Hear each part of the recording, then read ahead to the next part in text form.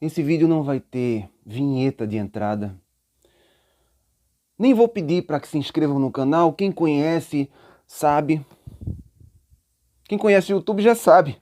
Basta se inscrever, caso goste do conteúdo. E quem conhece o canal já sabe o conteúdo. Esse vídeo é um alerta.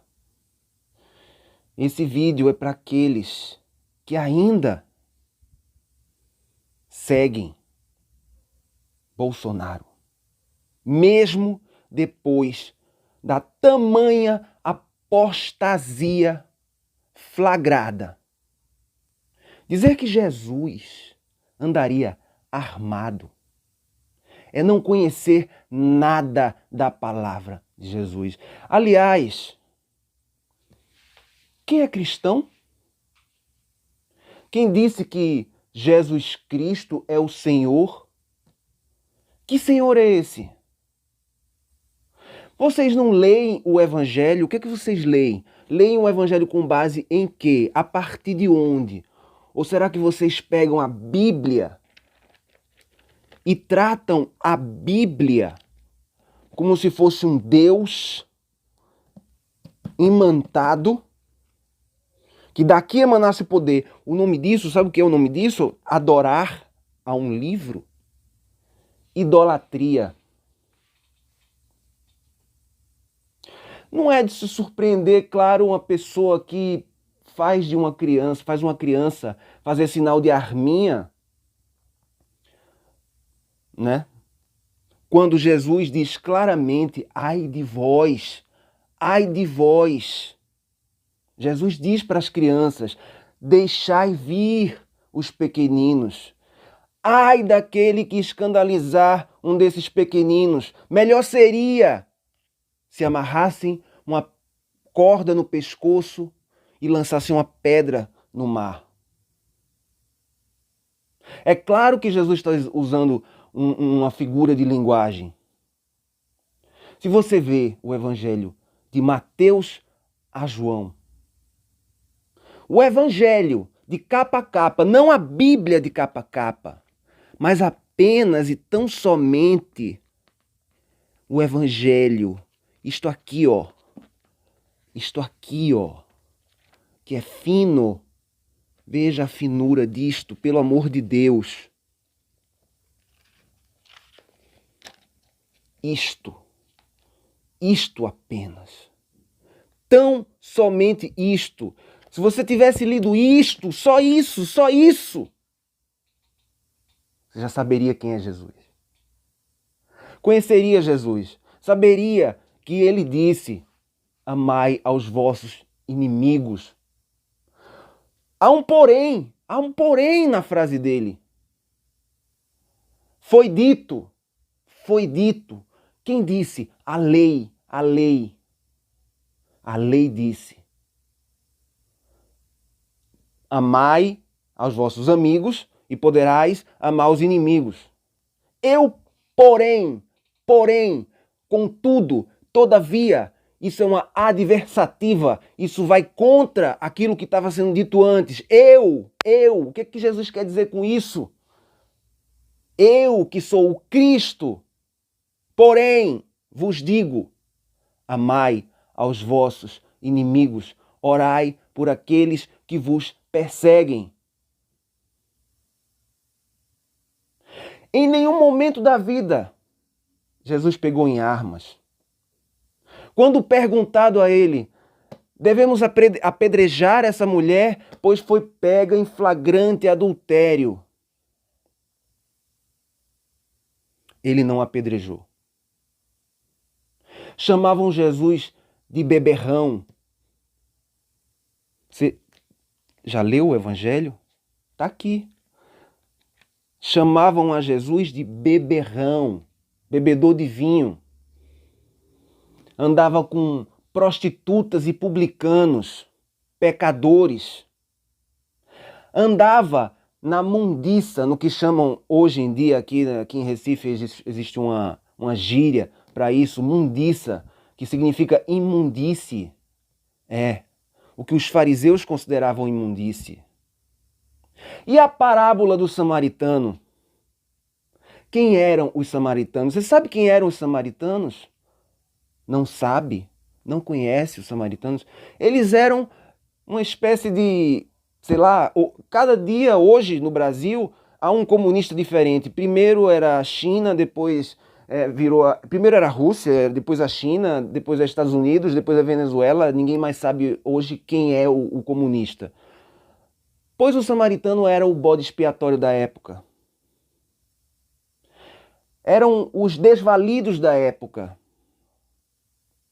Mas quem foi bom e quem ajudou o próximo na parábola foi o samaritano.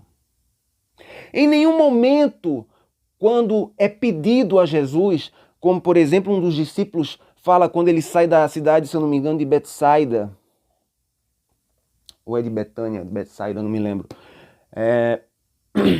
E um discípulo diz, quer que peçamos fogo do céu para essa cidade que não lhe ouviu? E o que Jesus respondeu? Não sabeis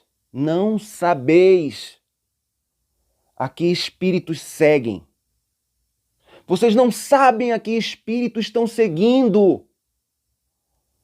E aí vem com a história de Jesus andaria com arma. Jesus amou o próximo, amou tanto que se entregou. Vocês podem até chegar e dizer assim, mas isso é impraticável. Se fosse impraticável, ele não teria praticado e não teria ensinado para ser praticado. Vocês não creem em Jesus. Vocês não creem que Jesus é Deus. Vocês apenas creem que Jesus é uma espécie de, sei lá, guru, maior guru, ou talvez a hierarquia triangular, que vocês adoram hierarquia, né? E colocam Jesus na hierarquia como se ele fosse o suprassumo, o sumo sacerdote de uma hierarquia apenas deste mundo. E Jesus disse, aí vem o príncipe deste mundo e ele nada tem comigo. Jesus não quis, foi oferecida a oportunidade a Jesus para ser um rei na terra, mas ele não quis. E houve a ressurreição. Vocês creem realmente na ressurreição? Vocês creem realmente que ele trouxe o Espírito após a ressurreição e que esse Espírito que ele trouxe, que é o Espírito Santo, não é um Espírito temporal, não é uma coisa que anda com um tempo linear assim na gente. Antes disso não havia um Espírito e agora passou a haver. Ele é eterno, é o Espírito que sempre houve, sempre haverá e eternidade está além da nossa capacidade de compreensão.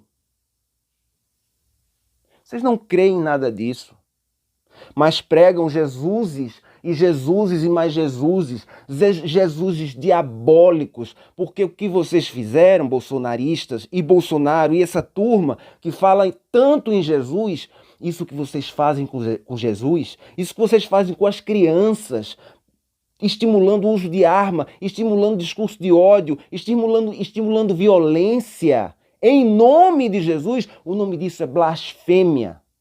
Mais que isso, vocês não são ateus. Ateu sou eu. Porque ateu, a palavra é ateos.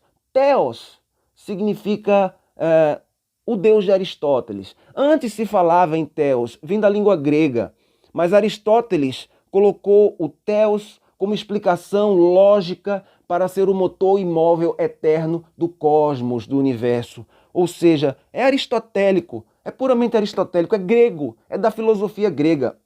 Não tem nada a ver com Jesus. Jesus não ensinou teísmo, Jesus não ensinou doutrina. O que Jesus veio fazer foi manifestar o Espírito de Deus no homem, para mostrar ao ser humano como agir na vida, como ser na vida e como amar o próximo.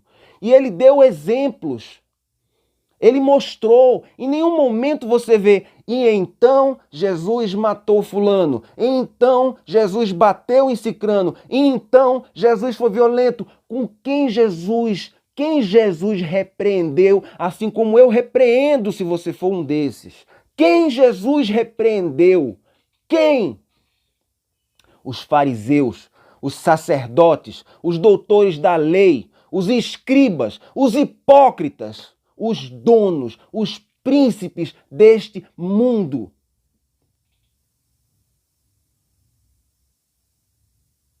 E os chamou, sabe de quê? Filhos do inferno. Filhos do inferno. Porque Deus é amor. E escolheu ser amado no próximo. Escolheu ser amado no pobre, escolheu ser amado no desvalido, escolheu ser amado naquele que ninguém liga para ele, naquele que é oprimido, naquele que sofre. Jesus escolheu ser amado no humilde de coração. Ensinou a não julgar, ensinou a perdoar, perdoar sempre, perdoar 70 vezes 7, que é uma coisa simbólica, que significa perdoar sempre, sempre, seja lá quem for. E aí você pode dizer, mas não tem jeito, como é que vai haver uma sociedade sem punição? Existem prisões para isso, existe a lei para isso, existe a Constituição para isso. Jesus não falou em nada sobre política. Jesus não discutiu sobre política, sobre constituições, sobre formas de Estado. Jesus não participou de política. Jesus fugia da política. Jesus já andava com o povo, andava com o pobre, andava com os samaritanos, andava com gente coberta de merda, de pus, andava com leprosos. Curava leprosos. E se vocês creem em Jesus, Jesus habita o humilde de coração. Vocês não creem em Jesus ou não? Ele não morreu para quem crê. As pessoas querem fazer de Jesus uma espécie de imã para ganhar dinheiro. Porque é muito bom, é muito legal, é muito fácil ganhar dinheiro com, assim, você ter algum guru, sabe? Você religiosizar as coisas. É muito bom, porque você cria um sacerdote, um suprassumo, aquela pessoa poderosa, hierárquica. Vocês adoram. Toda religião do mundo, verifique, todas as religiões do mundo gostam de hierarquia. Todos os poderes do mundo gostam de hierarquia. São formados com base na hierarquia. E Jesus veio para quebrar toda e qualquer hierarquia, porque quando ele morreu na cruz e disse tetelestai, ele disse está consumado, está consumado. A lei morreu em Jesus e nasceu no Espírito na sua ressurreição e ficou durante toda a eternidade, para o passado, para o futuro, para passados futuros, se houver multiversos ou se não houver multiversos, ou se o passado for múltiplo ou se não for múltiplo, ou qualquer dimensão, hiperdimensão, camadas e camadas e camadas existenciais de universos e universos e universos. Isso é um Deus onipotente. Isso é um Deus onipresente. Porque ele não só está presente aqui no espaço-tempo. Porque o espaço-tempo a física explica. Basta ler Einstein. Porra, leia física, cara. Quer estudar realmente sobre como funcionam as coisas do mundo? Leia física. Teologia é blasfêmia. É querer estudar o inestudável. É querer saber a anatomia de Deus. Que coisa estúpida. Deus não tem anatomia. Muito menos Jesus e Espírito Santo. Aí fazem daquilo uma espécie de triângulo das Bermudas. Fazem uma coisa, Pai, Filho, Espírito Santo, como se fosse um... Aí como é que explica isso? Não, é porque tem um Pai, tem um Filho, tem um Espírito Santo. Deus é Espírito. Jesus disse, Deus é Espírito. E importa que os seus adoradores o adorem em espírito e em verdade. E ele disse, felizes aqueles que têm fome e sede de justiça. Felizes os mansos. Felizes aqueles que têm os pobres de espírito, os humildes de espírito. Felizes quando vos perseguirem por causa do meu nome, as pessoas deturpam isso. Mas é felizes por perseguirem por causa da paz. A se negar completamente, a não aceitar, a repreender qualquer manifestação violenta. Seja vinda da polícia, seja vinda do exército, de qualquer poder, porque quem crê sabe que o maior poder que existe, o maior poder do universo, do multiverso e de seja lá o que for, é o amor. Se ele não estiver acima de tudo, nada vale. Então, o que vocês estão fazendo com Jesus é apostasia. Jesus ensinou a amar o próximo. Jesus ensinou a dar escondido. Ajudar sem querer reconhecimento. Porque você, quando ajuda sem querer reconhecimento, significa que dentro de você habita uma fé. Você diz, eu sei que eu estou fazendo algo pelo mundo e não é você que está fazendo. É algo que excede a toda a compreensão. Nem eu consigo explicar direito. Nem eu sei como é que eu estou vindo aqui falar essas palavras que vêm. Porque não se pode falar em evangelho, em boa nova, a boa nova do amor, da paz, da compaixão. Compaixão. Sabe o que é compaixão? Não se pode falar em boa nova de amor entre os humanos quando se fala em violência, em guerra e quando se abençoa as armas. Quem abençoa as armas é o inimigo. Quem abençoa as armas é o adversário, Satanás, é o príncipe deste mundo que nada tem em Jesus, porque Jesus é amor, porque Deus é amor, porque quem ama é nascido de Deus. Então, esqueça, não tem Davi, não tem Moisés, não tem Abraão, não tem Isaac, não tem Jacó, não tem profeta nenhum. Não tem profeta, porque quando Jesus subiu no monte lá com Pedro, com os discípulos e desceu, ficou ele entre Moisés e Elias. Depois os dois desapareceram e Deus, a voz de Deus falou: este é meu filho em quem eu tenho todo o meu prazer. A ele ouvi, só a ele ouvi, mais ninguém. Não, gentios, ou seja, pagãos, gentios, gente do mundo que não é judeu, não precisam do Velho Testamento. Quando Paulo foi para a Grécia, já que estamos no canal de filosofia, né? Quando Paulo foi para a Grécia, para o Areópago, quando você vê em Atos 17, aqui em Atos 17, você vê Paulo em Atenas, e Paulo aqui, ele fala com estoicos, ele fala com epicuristas, ele fala no Deus desconhecido, porque na Grécia Antiga, no período helenístico, todo esse tempo, eles cultuavam vários deuses, todo mundo sabe, tinha um panteão grego, aquela coisa toda. E tinha um altar que tivera sido erigido para um Deus desconhecido. Houve uma praga numa determinada época, na Grécia, e eles fizeram ofertas a vários deuses e tal, não sei o que, e nada dava certo, e eles decidiram fazer uma oferta a um Deus desconhecido. E fizeram um altar para esse Deus, e aí acabou a praga.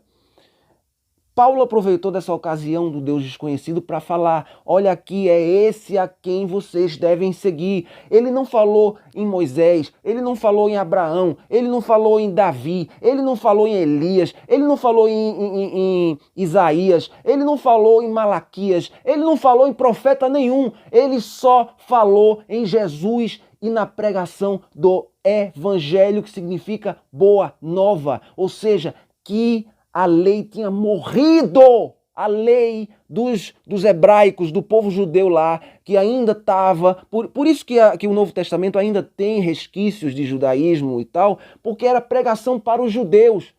Mas quando é fora do mundo judeu, quando Jesus vai pregar para outros povos que não são judeus, ele nem fala nos profetas, ele não fala no Antigo Testamento. E por que que agora um monte de pastor herege fica falando em Antigo Testamento e fala não sei o que, vamos fazer tal coisa por causa de Moisés, e ainda ensina a formar exércitos, a pegar em armas e não sei mais o que? Apóstatas! Vocês, pastores, são um bando de apóstatas, um bando de hereges.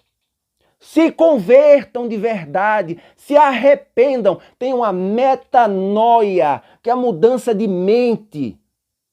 E tomem vergonha na cara, porque vocês receberam sim a informação. E se vocês creem nessa informação, vocês têm que seguir a informação e ensinar essa informação corretamente. E se vocês não creem, então joguem fora e vão ser ateus, que é muito melhor ser ateu, você fica em paz, você não crê em nada, seja ateu. Ateu, pronto. Ateu não é apóstata. Apóstata é aquele que crê, sabe e nega. E mais do que nega, escandaliza, faz o contrário, faz as vontades do príncipe deste mundo, que Jesus falou, nada tem comigo.